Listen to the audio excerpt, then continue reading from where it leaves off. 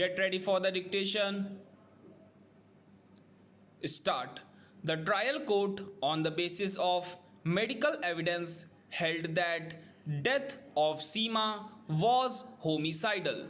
As to the culpability of the accused for an offence under section 302, the court held that in the light of the evidence of father and mother of deceased Seema, it was clearly established that the appellant mother-in-law of the deceased was harassing Seema.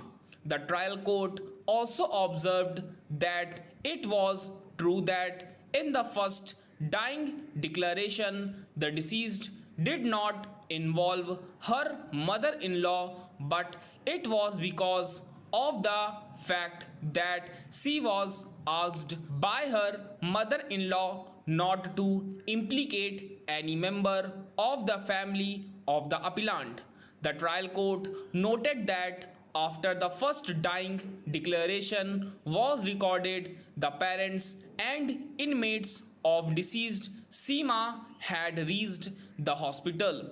The deceased could not get courage to state true facts, and again the special judicial magistrate was called and the second dying declaration was recorded, in which she disclosed true and correct facts.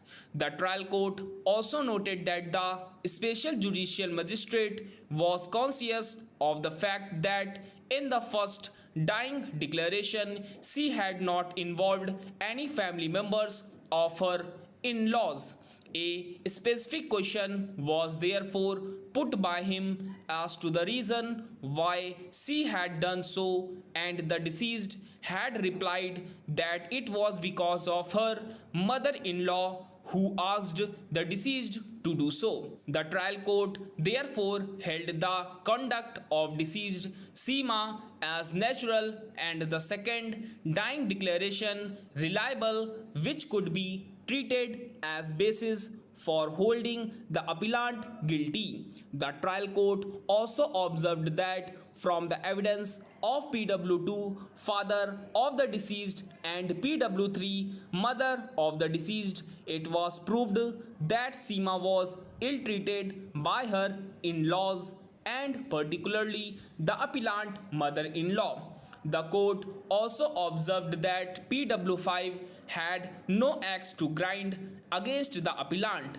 PW5 stated that on being questioned, Seema stated that she was burnt by her mother-in-law by throwing burning kerosene lamp on her, but she had not stated so in the previous dying declaration because of the insistence of her mother-in-law. On the basis of evidence of parents of deceased, the trial court convicted the appellant.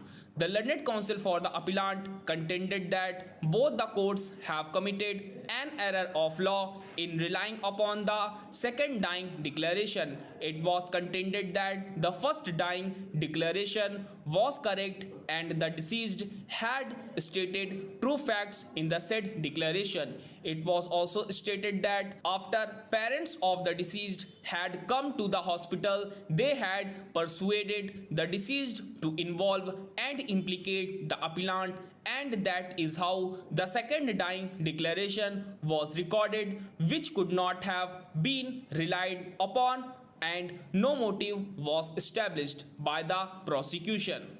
It was therefore submitted that the appeal deserves to be allowed by setting aside the order passed by the trial court and confirmed by the High Court. Stop.